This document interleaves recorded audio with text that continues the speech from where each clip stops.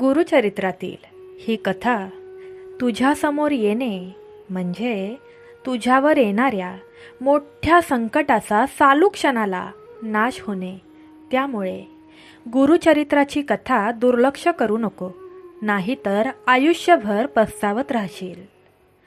गुरुचरित्रातील ही कथा ऐकल्याने दत्त महाराज तुझी कितीही मोठी इच्छा पूर्ण करतील आणि वाऱ्याप्रमाणे तुझ्या जीवनातील गरिबी, साडेसाती, पनवती, शत्रूंचा नाश, वाईट शक्ती, कर्णीबाधा, कितीही मोठे रोग वाऱ्याप्रमाणे आजच्याच दिवशी पळून नाही गेले तर बघ.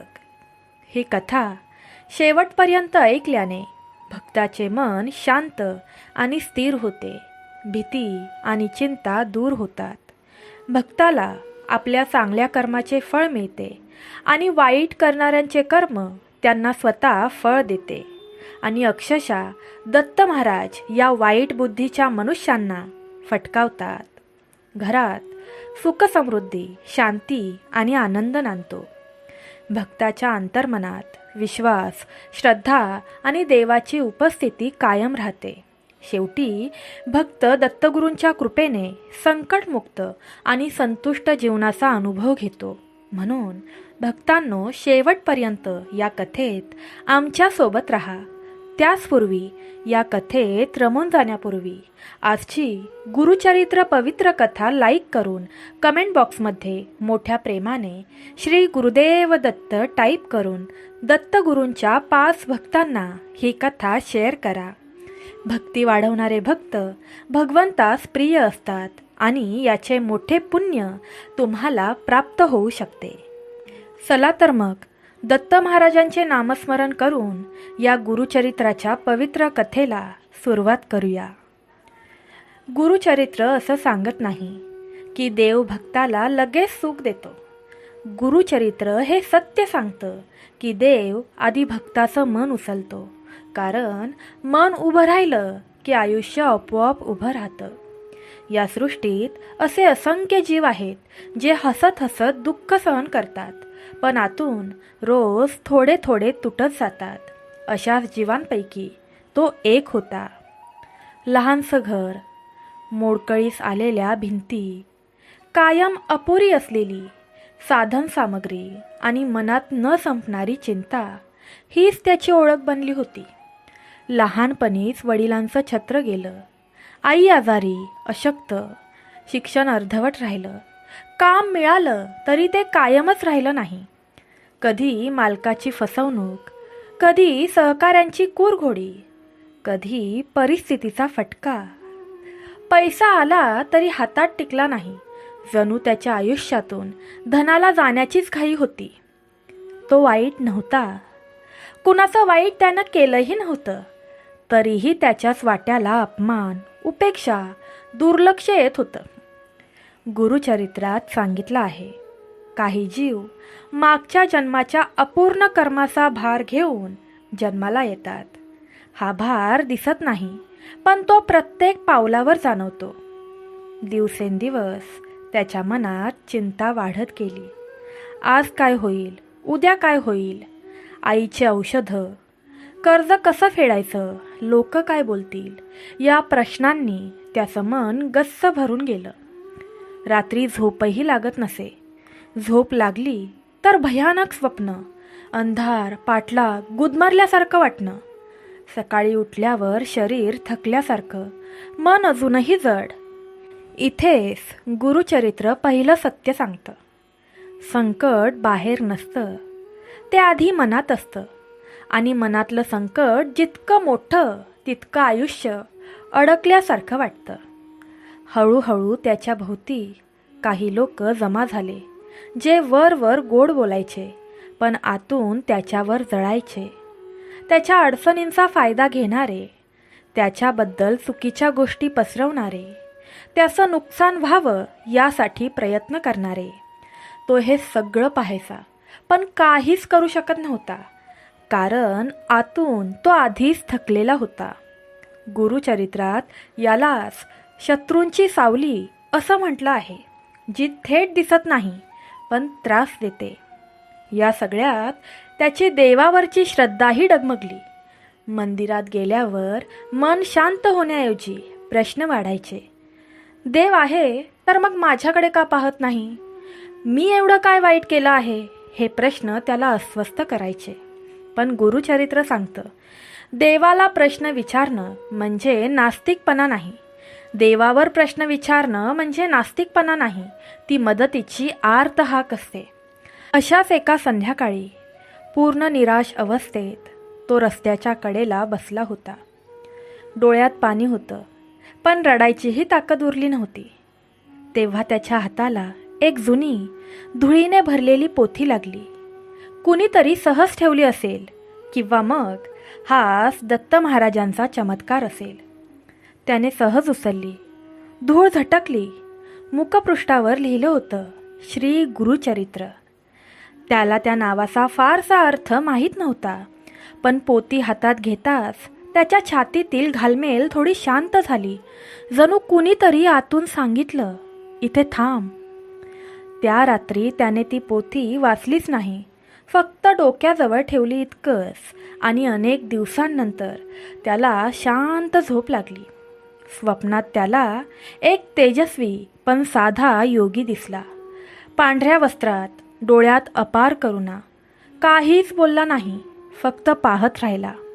त्या नजरेत त्याच्या मनातील भीती विरघळत गेली.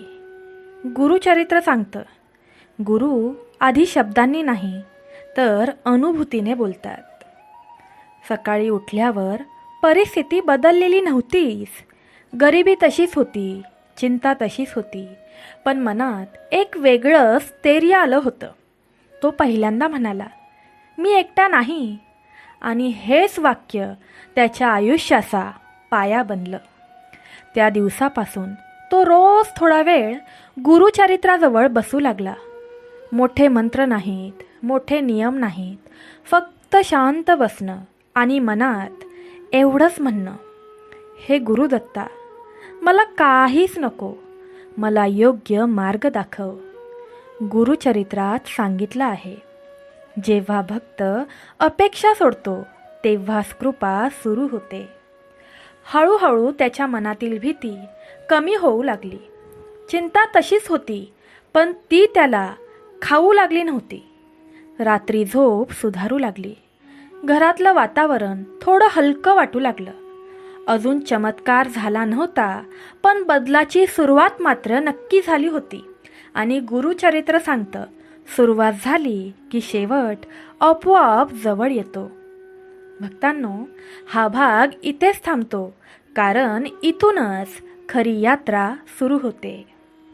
यातून काय शिकायला मिळतं तर चिंता आणि भय हेच पहिलं बंधन आहे. गुरुकृपा आधी मनाला स्पर्श करते. गरिबी, शत्रू, आजार यांच्यापूर्वी मन शांत होणं आवश्यक असतं.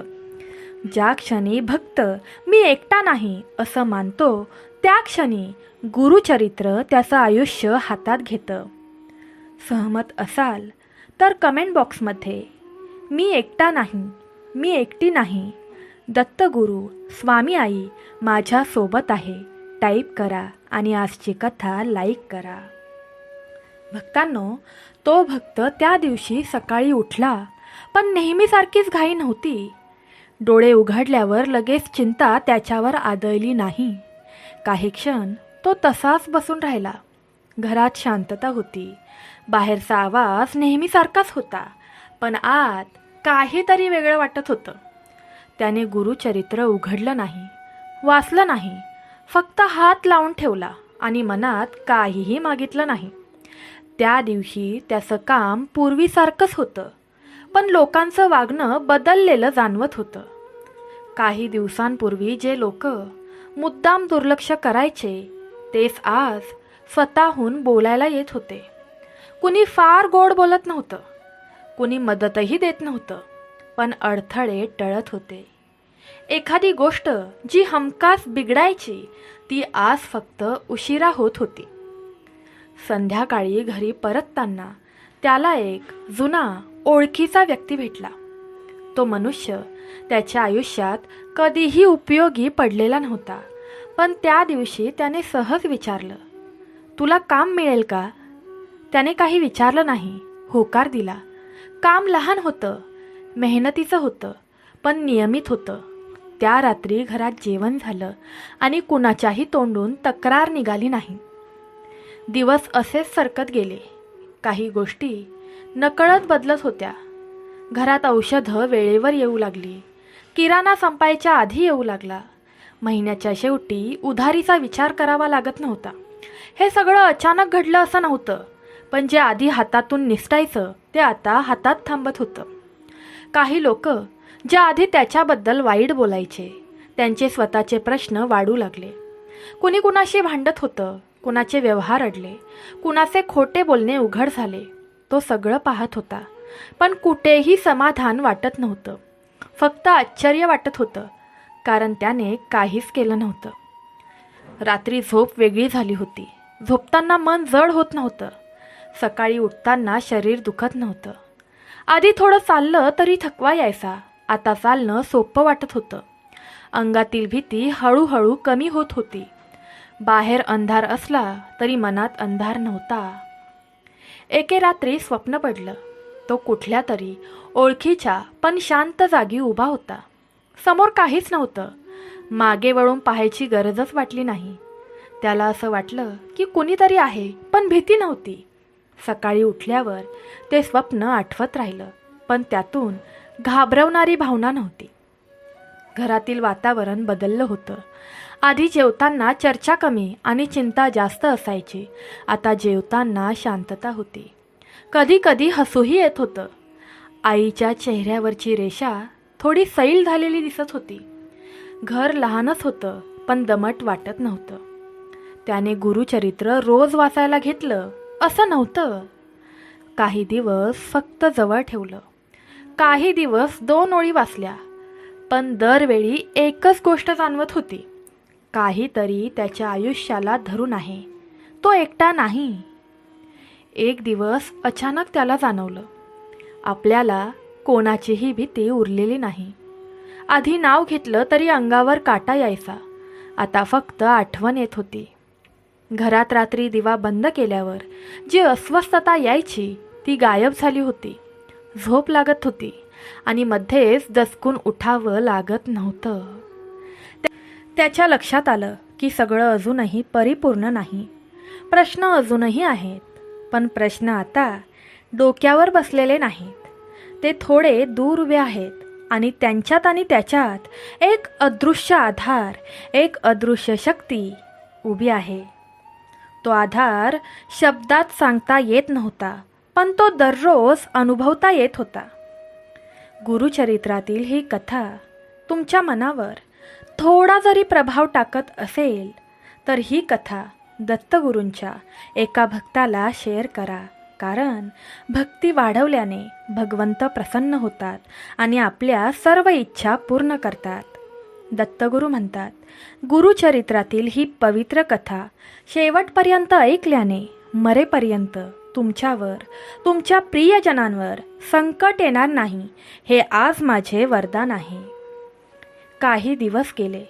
दिवस बदलत होते, पण बदल गोंधळात टाकणारे नव्हते. सगळं हळूहळू शांतपणे उघड होत होतं. जसं एखादं झाड वाढताना आवाज करत नाही, तसं त्याचं आयुष्य बदलत होतं. तो सकाळी उठून बाहेर पडायचा, कामं करायचा, परत यायचा, पण मन आतून स्थिर राहायचं. पूर्वीसारखी धावपळ आतमध्ये उरली नव्हती. एक दिवस कामावरून परतताना त्याच्या लक्षात आलं की पूर्वी ज्या रस्त्याने जाताना मन अस्वस्थ व्हायचं, तोच रस्ता आज साधा वाटतोय. कुठेही जडपणा नव्हता. कुणाची आठवण आली तरीही मन हललं नाही, जसं काहीतरी आतून मोकळं झालं होतं. त्या काळात घरात एक छोटी अडचण आली. अचानक खर्च वाढला.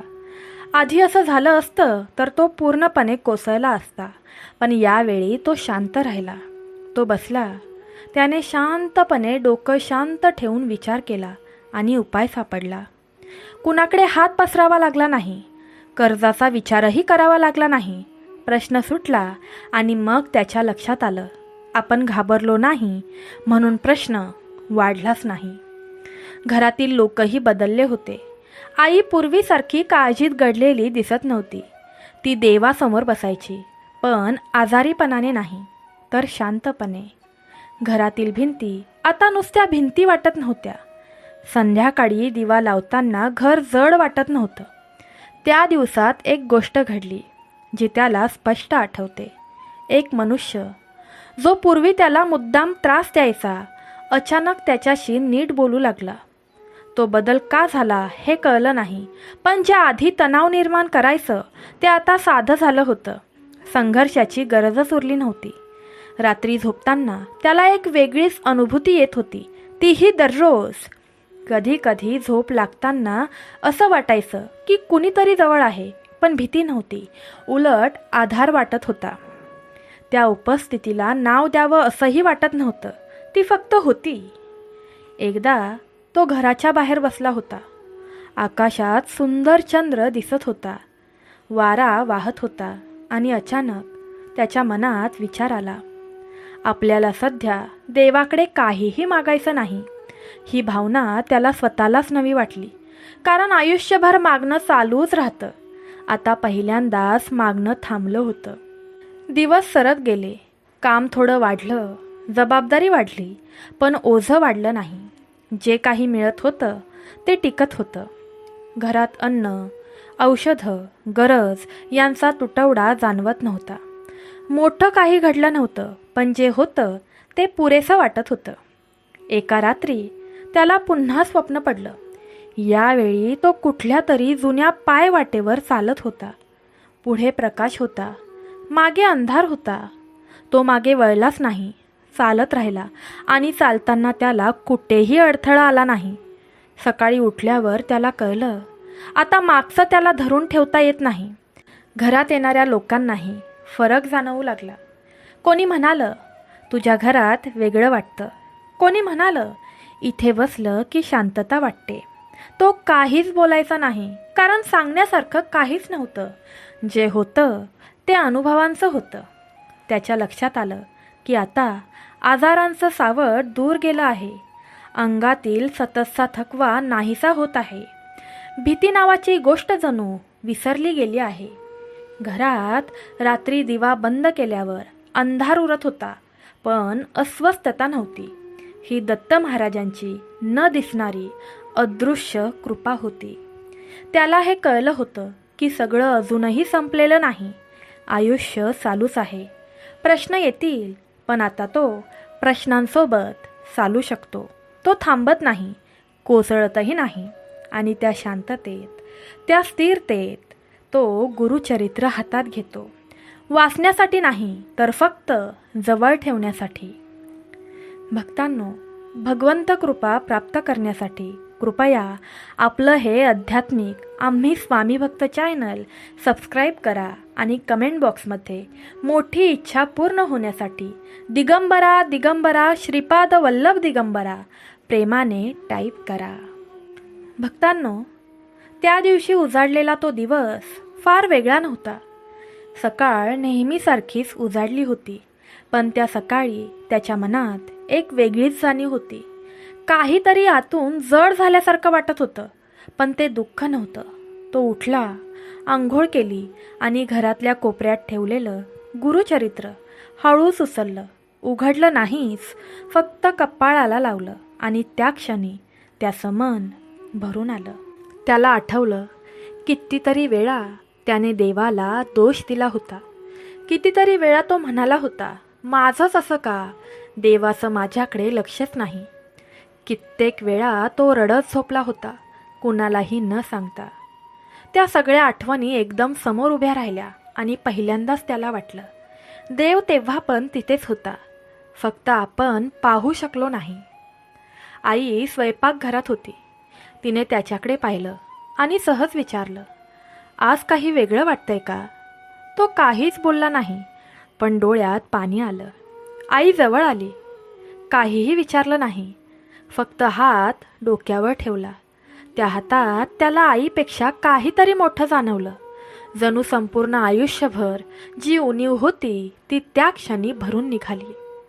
त्या दिवशी तो कामावर गेला, पण मन तिथे नव्हतं. काम करताना अचानक त्याच्या डोळ्यासमोर एक दृश्य आलं.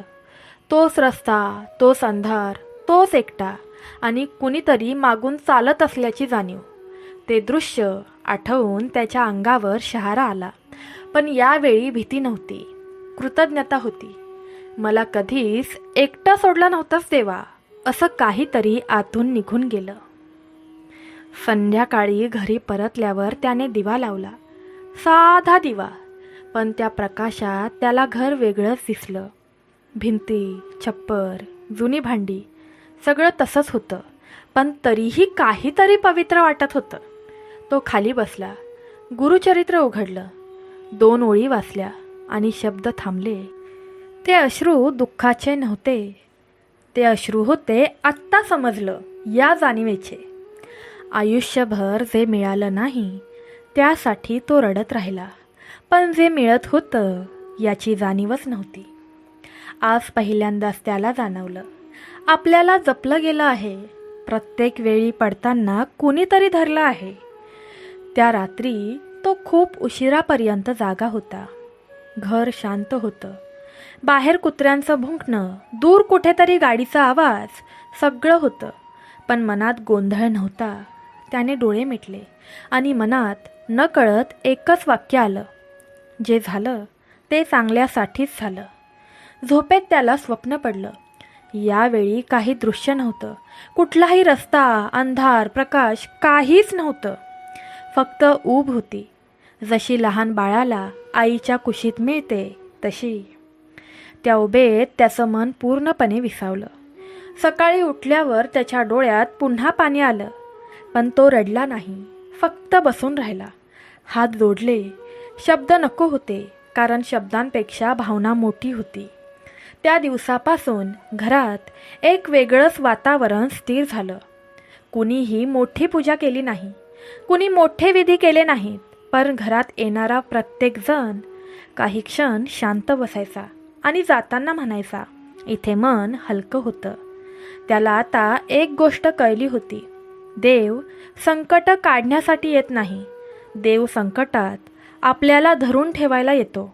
आणि जेव्हा तो धरून ठेवतो तेव्हा संकट हळूहळू आपली पकड सोडते. त्या जाणीवेने त्याचं हृदय भरून येत होतं आणि त्या ओलाव्यात त्याला समाधान वाटत होतं. त्या दिवसानंतर त्याचं आयुष्य जणू एका शांत प्रवाहात वाहू लागलं. काहीही मोठं घडत नव्हतं, पण जे घडत होतं ते मनाला भिडणारं होतं. तो आता लोकांच्या वागण्याकडे फारसं लक्ष देत नव्हता. कुणी कसं बोललं, कुणी काय केलं, कुणी दुर्लक्ष केलं, या सगळ्याचा हिशोब ठेवणं त्याच्या मनातून निघून गेलं होतं. आधी मन नकळत त्या गोष्टींच्या भोवतीच फिरायचं, आता मात्र मन थांबत होतं. एक दिवस असा आला की ज्याच्यामुळे पूर्वी त्याचं हृदय दुखायचं तोच माणूस त्याच्यासमोर उभा राहिला. बोलण्यात ताठरपणा होता, चेहऱ्यावर अहंकार होता, काही शब्द कडू होते. पूर्वी असं झालं असतं तर त्याची रात्र बेचैन गेली असती, पण त्या दिवशी तो शांत होता. त्याने काहीच उत्तर दिलं नाही, फक्त खाली पाहिलं आणि पुढे निघून गेला. चालताना त्याच्या मनात काहीच खतखत नव्हती, उलट एक विचित्र हलकेपणा होता, जणू एखादं ओझं खाली ठेवून दिलं असावं. त्या रात्री तो खूप वेळ देवाजवळ बसला. त्याने काहीच मागितलं नाही, काही तक्रार केली नाही, फक्त बसून राहिला. आणि त्या शांततेत त्याला जाणवलं, आपण कोणाचं वाईट केलं नाही, कोणाचं नुकसानही केलं नाही, कुणाला जाणून बुजून दुखावलं नाही. मग बाकी सगळ्याचा भार उचलण्याची गरजच काय? दिवस गेले तसे काही गोष्टी स्वतःहून घडू लागल्या. जे लोक त्याला कमी लेखायचे ते आता स्वतःच अडचणीत सापडले होते. कुणाची तोंड बंद झाली, कुणाचे व्यवहार अडले, कुणाचे खरे चेहरे बाहेर आले. तो काहीच पाहत नव्हता, काही ऐकत नव्हता, पण आसपासचे लोक कुजबुजत होते. कुणी त्याच्याकडे येऊन म्हणायचं, पाहिलंस का काय झालं? तो फक्त मान हलवायचा. त्याच्या मनात सूड नव्हता, समाधानही नव्हतं, फक्त एक ठाम विश्वास होता, जे व्हायचं ते होत असतं. त्या काळात त्याच्या घरात एक महत्त्वाची गोष्ट घडली. आईची तब्येत अचानक खालावली. क्षणभर त्याचं मन हादरलं. जुनी भीती डोकं वर काढू लागली. पण लगेच त्याने स्वतःला सावरलं. तो आईजवळ बसला, तिचा हात हातात घेतला आणि काही न बोलता डोळे मिटले. त्या क्षणी त्याच्या मनात एकच भावना होती, जे करायचं आहे ते माझ्या हातात नाही, पण सोडून देणं माझ्या हातात आहे. वैद्यांनी तपासणी केली, औषधं दिली. काही दिवस गेले. तब्येत हळूहळू सुधारू लागली. मोठा धोका टळला. त्या दिवशी तो देवासमोर उभा राहिला. डोळ्यातून अश्रू वाहू लागले. ते अश्रू भीतीचे नव्हते, ते अश्रू होते कृतज्ञतेचे. कारण तो जाणून होता, जिथं आपलं बळ संपतं तिथून कोणीतरी अदृश्यपणे आपलं ओझं उचलतं. त्या रात्री त्याला स्वप्न पडलं. तो एका विशाल माळावर उभा होता. दूरवर काही लोक दिसत होते, काही आनंदात होते, काही दुःखात. कुणी त्याच्याकडे बघत होतं, तर कुणी पाठ फिरवून चालत होतं. तो मात्र तिथेच उभा होता आणि अचानक त्याला असं वाटलं की त्याच्या पाठीशी कोणीतरी आहे. त्याने मागे वळून पाहिलंच नाही, गरजच वाटली नाही, कारण तो आधार तो ओळखत होता. सकाळी उठल्यावर त्याच्या मनात एक विलक्षण शांती होती. तो घराबाहेर पडला, आकाशाकडे पाहिलं आणि मनात आलं, सगळ्यांना आपापला मार्ग आहे. कुणी वाईट करतो, कुणी चांगलं, पण त्याचा हिशोब ठेवणारा वेगळाच आहे. आपण फक्त आपला मार्ग सरळ ठेवायचा. त्या दिवसापासून त्याने एक गोष्ट ठरवली, कुणाच्या वागण्यावर मन दुखावून घ्यायची गरज नाही. कुणाच्या शब्दांवर मन अडकवून ठेवायचं नाही. कारण मन जर स्वच्छ ठेवलं तर जे मिळायचं ते आपोआप मिळतं आणि जे टळायचं ते आपोआप दूर जातं. घरात पुन्हा एकदा शांतता स्थिर झाली. आई हसत होती, तो हसत होता आणि त्या हास्यात काहीतरी खोल होतं, अनुभवाचं, विश्वासाचं आणि समर्पणाचं. भक्तांनो, माता लक्ष्मीला प्रसन्न करण्यासाठी आणि घरातील दारिद्र्य कायमचे दूर करण्यासाठी कमेंट बॉक्समध्ये श्रद्धेने टाईप करा, भगवान विष्णूंच्या हृदयात वसणाऱ्या माता लक्ष्मीला प्रणाम असो किंवा जय माता लक्ष्मी. त्या काळात त्याच्या आयुष्यात एक गोष्ट सतत टोचत होती. एक इच्छा होती, फार मोठी नव्हती, पण मनात खोलवर रुजलेली. तो तिचा विचार मुद्दाम टाळायचा, पण ती कुठेतरी आत शांतपणे बसलेली होती. कधी कधी देवाजवळ बसताना ती आठवायची, पण तो तोंड उघडायचा नाही. कारण मागच्या अनुभवांनी त्याला शिकवलं होतं, सगळं मागून मिळत नाही आणि जे मिळत नाही ते नकारलेलं असतंच असंही नाही. एक दिवस त्या इच्छेशी संबंधित एक संधी त्याच्यासमोर आली आणि निघूनही गेली. पूर्वी असं झालं असतं तर तो पूर्णपणे कोसळला असता. इतकी जवळ येऊनही ती संधी हातातून गेली असं म्हणून रात्रभर झोप उडाली असती. पण यावेळी काही वेगळंच घडलं. क्षणभर मन हललं, डोळे ओलावले, पण लगेचच आत कुठेतरी एक शांत आवाज उमटला, थांब. तो त्या रात्री खूप वेळ देवाजवळ बसला. काही विचारलं नाही, फक्त मनात एक प्रश्न घोळत होता, हे का घडलं? उत्तर लगेच मिळालं नाही आणि पहिल्यांदाच त्याला ते चाललं. कारण आता त्याला कळलं होतं की प्रत्येक उत्तर लगेच मिळालं तर श्रद्धेला अर्थच उरत नाही. असेच दिवस गेले. तो विषय हळूहळू मागे पडला आणि त्या दरम्यान काही अशा गोष्टी घडल्या ज्या आधी कधीच घडल्या नव्हत्या. त्याला जे हवं होतं ते मिळालं नव्हतं, पण जे मिळालं ते अधिक स्थिर होतं. आयुष्यात घाई कमी झाली होती, निर्णय शांततेत होत होते. काही वेळा तो मागे वळून पाहायचा आणि विचार करायचा, जर तेव्हा ते मिळालं असतं तर आज हे शक्य झालं असतं का? हळूहळू उत्तरं आपोआप उलगडत गेली. एके संध्याकाळी असाच तो शांतपणे बसला होता. सूर्य मावळत होता, आकाश लालसर झालं होतं आणि अचानक त्याच्या मनात एक जुनी आठवण डोकावली. पूर्वी देवाला रागावून विचारलेले प्रश्न, देवावर टाकलेले आरोप आणि देवाने काहीच केलं नाही अशी भावना. त्या आठवणींनी त्याचे डोळे भरून आले, पण यावेळी वेदनेने नाही, समजुतीने. त्याला कळलं, जेव्हा आपण तयार नसतो तेव्हा देव नाही म्हणत नाही, तो थांब म्हणतो. आणि तो थांब आपल्याला तोडण्यासाठी नसतो तर घडवण्यासाठी असतो. त्या रात्री त्याला पुन्हा स्वप्न पडलं. तो एका नदीकाठी उभा होता. पाणी वेगाने वाहत होतं. तो पाण्यात उतरणार इतक्यात कुणीतरी त्याचा हात धरला. तो थांबला. काही वेळाने पाण्याचा वेग कमी झाला. मग हात सुटला. तो पाण्यात उतरला आणि यावेळी तो बुडालाच नाही. सकाळी उठल्यावर त्याच्या मनात अपार शांती होती. त्याला समजलं होतं, चमत्कार म्हणजे अचानक घडणारी गोष्ट नाही.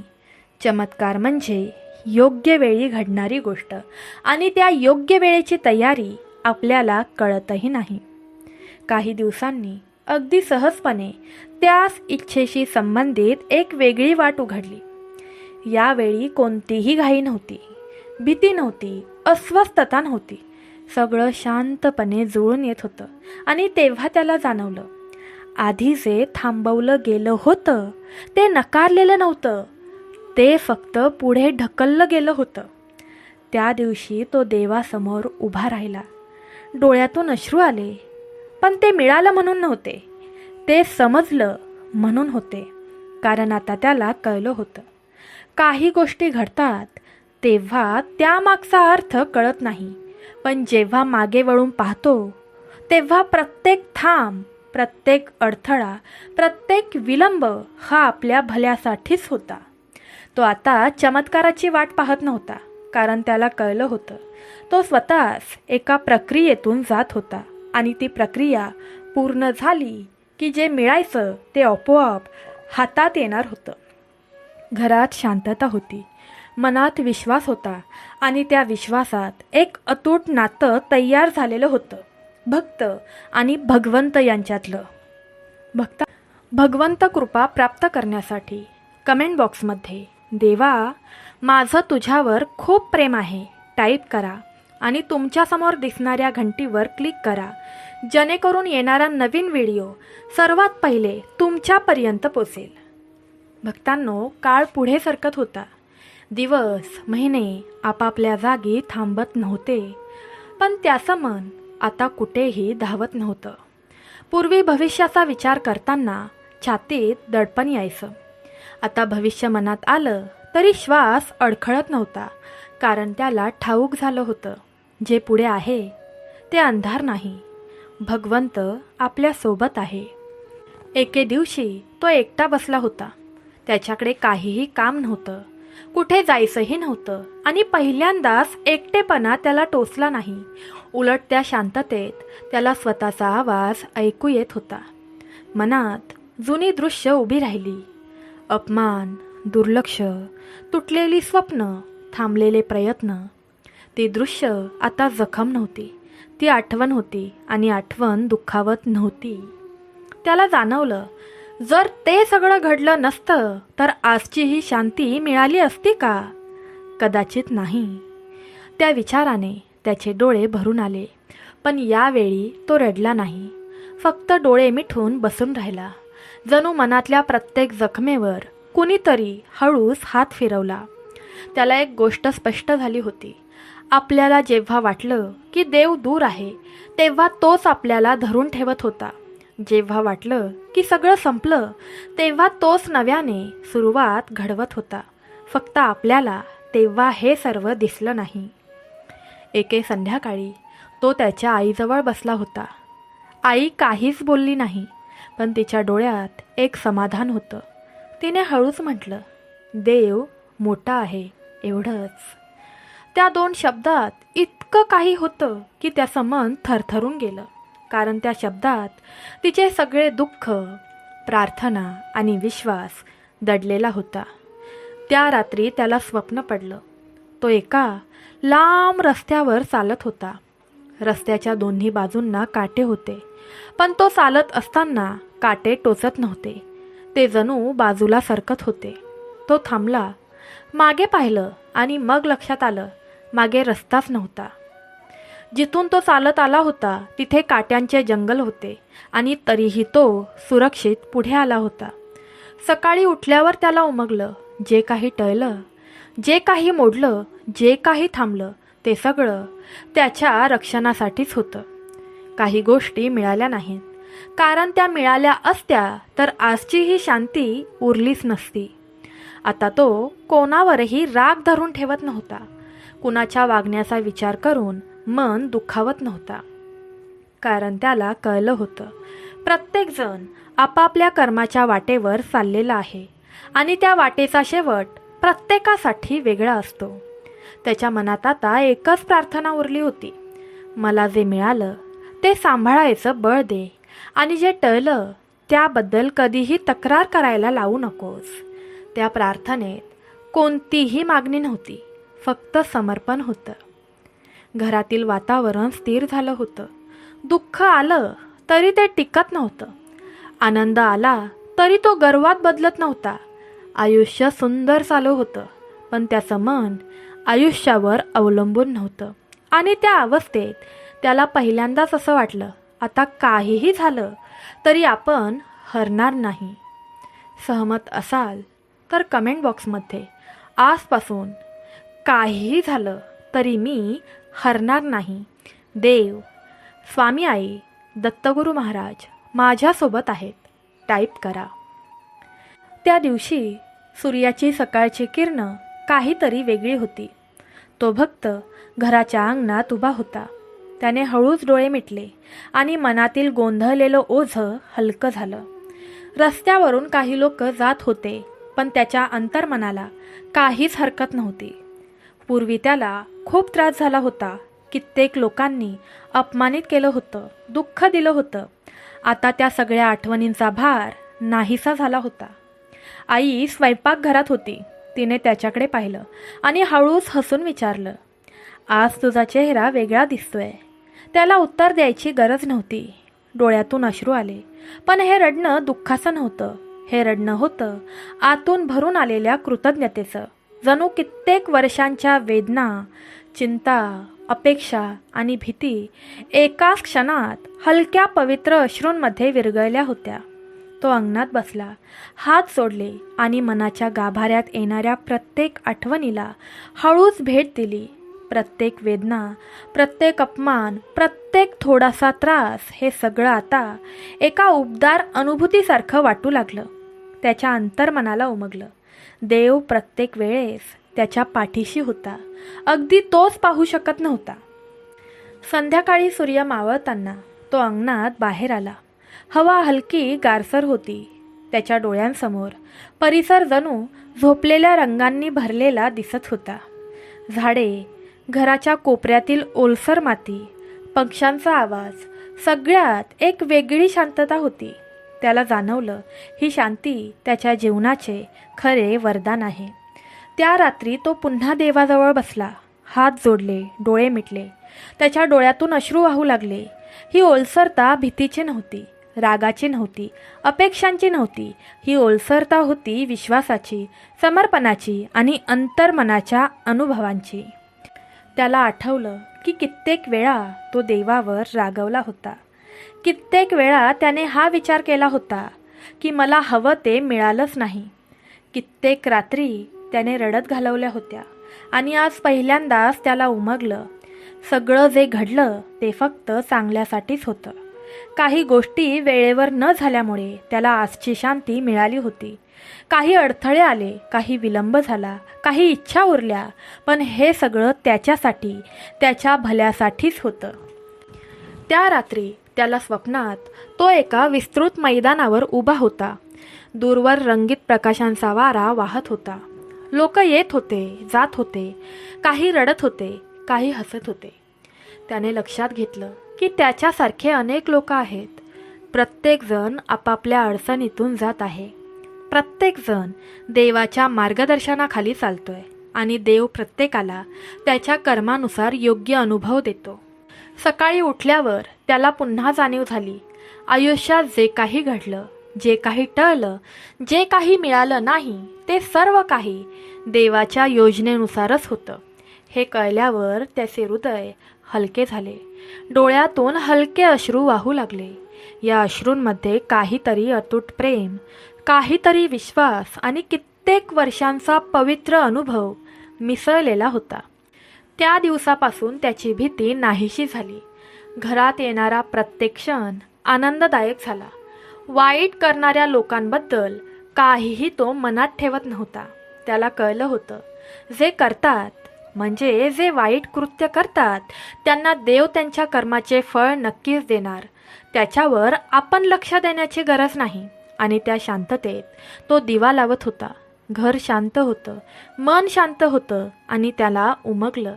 आता त्याचा विश्वास कायमचा दृढ झाला होता. देव आहे, तो प्रत्येक क्षणी आहे आणि जे काही घडतं ते आपल्यासाठीच आहे.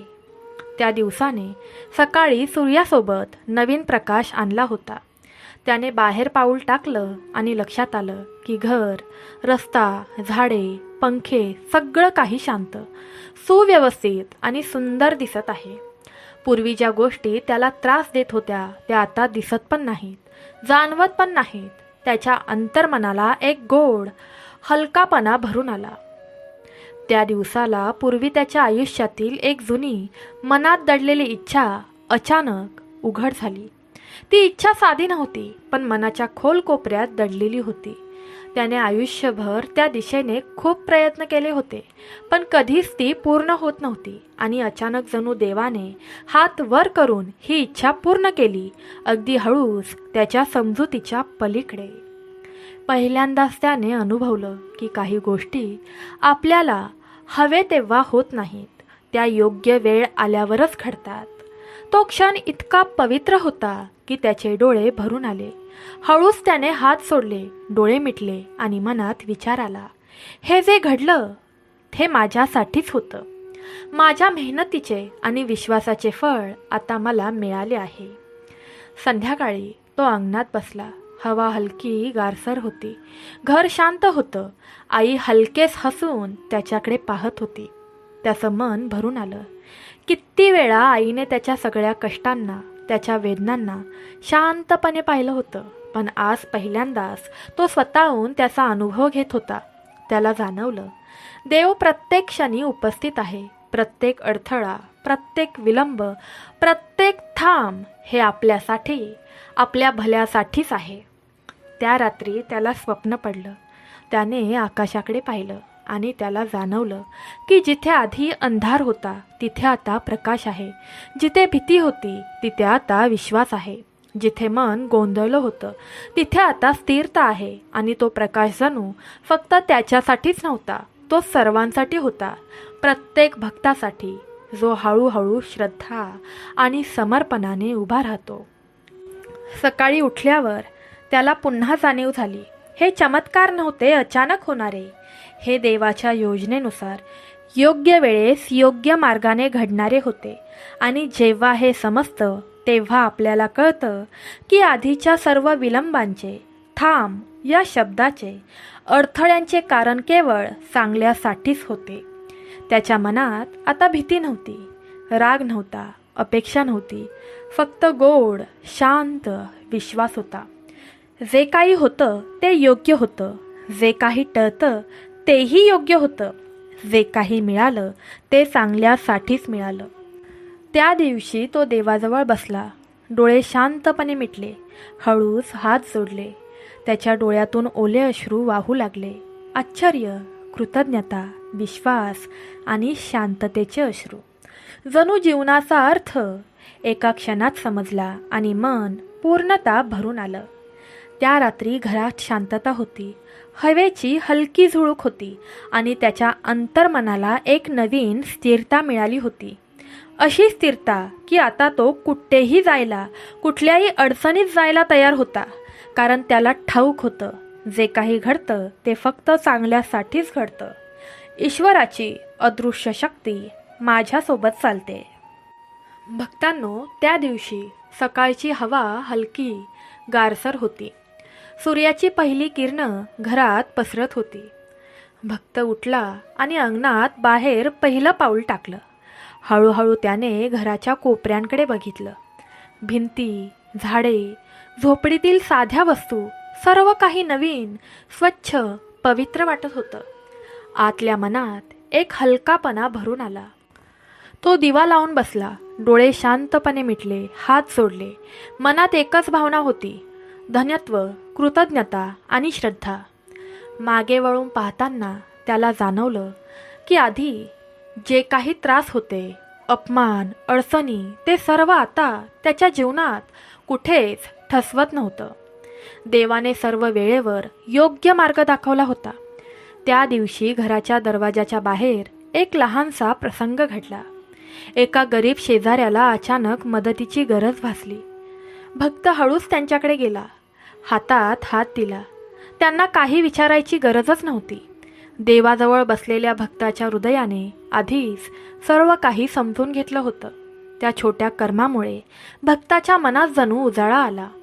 संध्याकाळी आई स्वयंपाक करत होती. त्यावेळेस भक्ताने पाहिलं की आईच्या डोळ्यात आनंद आहे, घरात शांती आहे, प्रत्येक वस्तू प्रकाशमान आहे. आधीच्या दुःखाची चिंता, भीतीची झळकच नाही.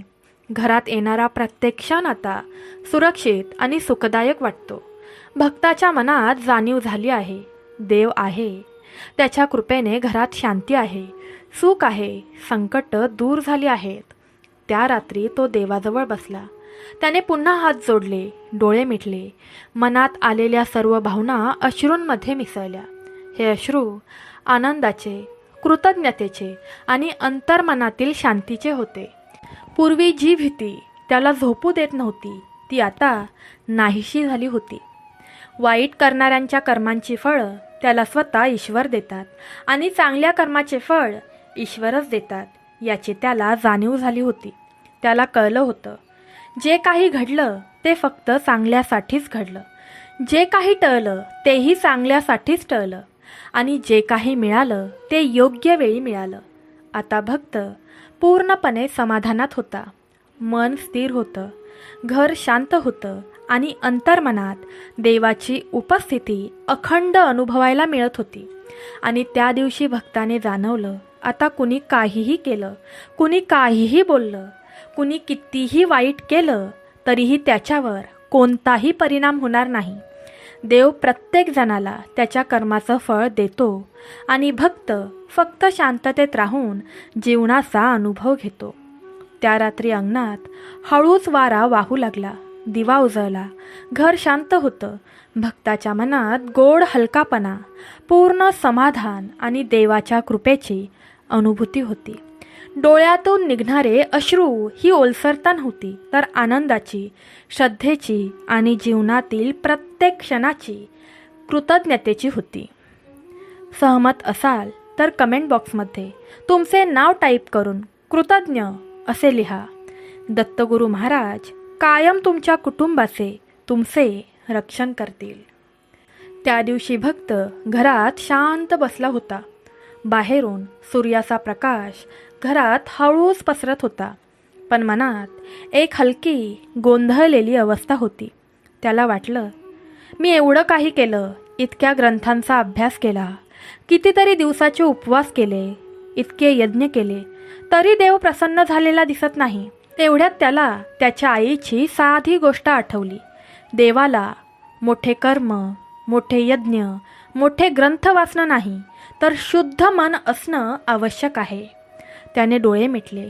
मनातल्या प्रत्येक विचारावर नजर टाकली. वाईट विचार निघून गेले. भीती आणि अपेक्षा मिटल्या. हळूहळू त्याचं मन हलकं झालं. त्याने आपल्या हृदयातून फक्त 2 मिनिटांसाठीच नामस्मरण सुरू केलं. देवाचे नाव मनात जपलं. आवाज किंवा जप फार नव्हता, फक्त मन शुद्ध भावाने गुंतलं. आणि अचानक त्याला असं वाटलं, जणू देव स्वतः त्याच्या समोर उभा आहे. एका हलक्या स्पर्शाने त्याच्या अंतर्मनाला शांतता भरली. त्याचे डोळे भरून आले. पण ही ओलसरता आनंदाची होती, श्रद्धेची होती आणि मनःशांतीची होती. भक्ताला उमगलं, कितीही यज्ञ, कितीही ग्रंथवाचन, कितीही पूजा, हे सर्व फक्त मार्ग आहेत. पण मन शुद्ध नसेल तर देव प्रसन्न होत नाही. हळूहळू तो समजून गेला की मनाच्या शुद्ध भावाने अगदी 2 मिनिटांचे नामस्मरणही, 2 मिनिटांचे ध्यानही भगवंताला प्रसन्न करू शकते. त्या दिवशी भक्ताने एक गोष्ट ठरवली. तो आता बाह्य कामात नाही, तर मनाच्या शुद्धतेवर लक्ष देईल. काहीतरी मोठं करायचंच नव्हतं, फक्त त्याच्या हृदयाचा भाव शुद्ध ठेवायचा होता. संध्याकाळी त्याने अंगणात बसून हळूच देवाचे नाव जपायला सुरुवात केली. प्रत्येक श्वासात, प्रत्येक धडधडीत त्याला देवाचा स्पर्श जाणवत होता आणि हे अनुभव इतके खोल होते की त्याचे मन भरून आले. त्याला जाणीव झाली की देव प्रत्येक क्षण आपल्या मनाच्या शुद्ध भावाने पाहतो, प्रत्येक क्षण आपल्याशी बोलत असतो. त्या रात्री घर शांत झालं. भक्त अंगणात दिवा लावत होता. डोळे मिटले आणि मन पूर्णपणे देवाच्या नावात गुंतले. काही मिनिटच झाली होती, पण त्याच्या हृदयाला इतकी उबदार शांती मिळाली होती की कित्येक वर्षांच्या तपश्चर्येची आणि कर्माची भेट एकाच क्षणात अनुभवायला मिळाली. आणि अचानक त्याला जाणवलं, घरातील प्रत्येक कोपरा, आई, झाडे, भांडी, लहान मुलं, सर्व काही जणू देवाने स्पर्श केले आहे. जीवनात जे काही झाले, जे काही मिळाले, ते सगळं मनाच्या शुद्ध भावामुळेच घडलं आहे. तो दिवा लावत बसला आणि हळूच त्याचे डोळे भरून आले. आधीची भीती, अपेक्षा, चिंता, वाईट शक्ती या सगळ्या एकदम दूर झाल्या. घरात शांती होती, मनात समाधान होतं. डोळ्यातून वाहणारे अश्रू कृतज्ञतेचे आणि भक्तीचे होते. भक्ताला पूर्णपणे समजलं, देवाला प्रसन्न करण्यासाठी काहीही मोठं करण्याची आवश्यकता नाही.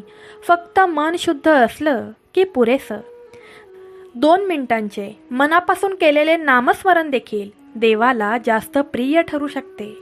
आपले कर्म, आपले मन, आपल्या श्रद्धेचा भाव हाच खरा मार्ग आहे. त्या रात्री भक्ताने उंच श्वास घेतला. मन हलकं, हृदय भरून आलं आणि घरात पुन्हा एकदा सर्वत्र सुख समृद्धी पसरली. ही दत्त महाराजांचीच कृपा होती. तो जाणून गेला की जे काही घडलं ते आपल्यासाठीच घडलं. आता भक्त पूर्णपणे स्थिर झाला होता. घरात आणि अंतर्मनात देवाची कृपा अखंड अनुभवायला मिळत होती आणि हे अनुभव ऐकणाऱ्यालाही हळूहळू समजायला लागतात. मन शुद्ध असलं, श्रद्धा खऱ्या भावाने धरली आणि हळूहळू जीवनात देवाची कृपा अनुभवता येते. या भक्ताने अनेक वर्षे तपस्या केली, उपासना केली, यज्ञ केले, ग्रंथ वाचन केले, अनेक अडचणींवर मात केली. पण शेवटी त्याला समजलं, देवाला प्रसन्न करण्यासाठी मोठे यज्ञ, मोठमोठ्या पूजा किंवा ग्रंथ वाचन आवश्यक नाही.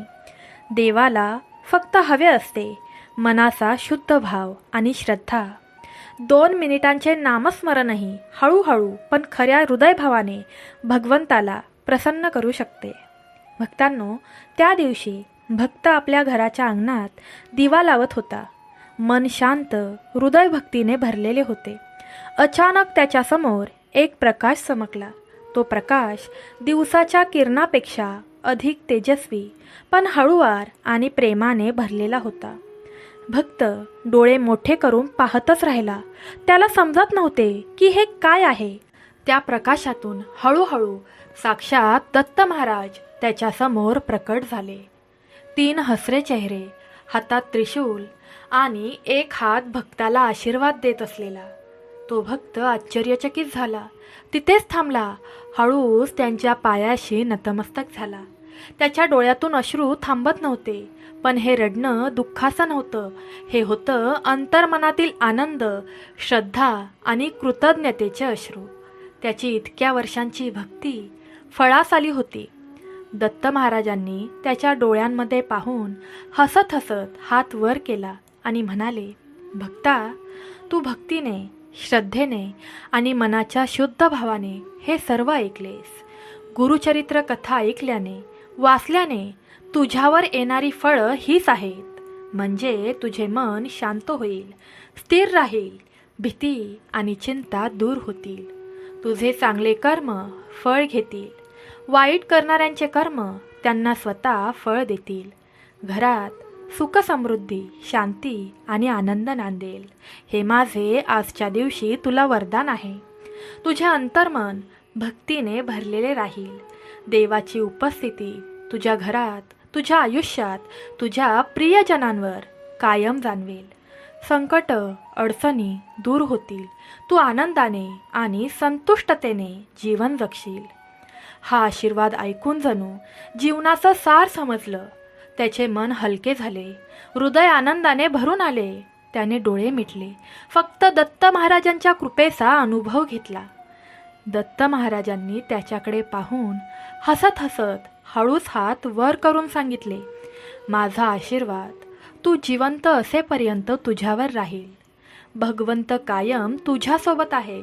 श्रद्धा ठेव, मन शुद्ध ठेव, कर्म चांगले कर आणि जीवन आनंदाने जगायला सुरुवात कर. हळूहळू प्रकाश हलकासा झाला आणि दत्त महाराज अदृश्य झाले. पण भक्ताच्या अंतर्मनात त्यांची उपस्थिती कायम राहिली.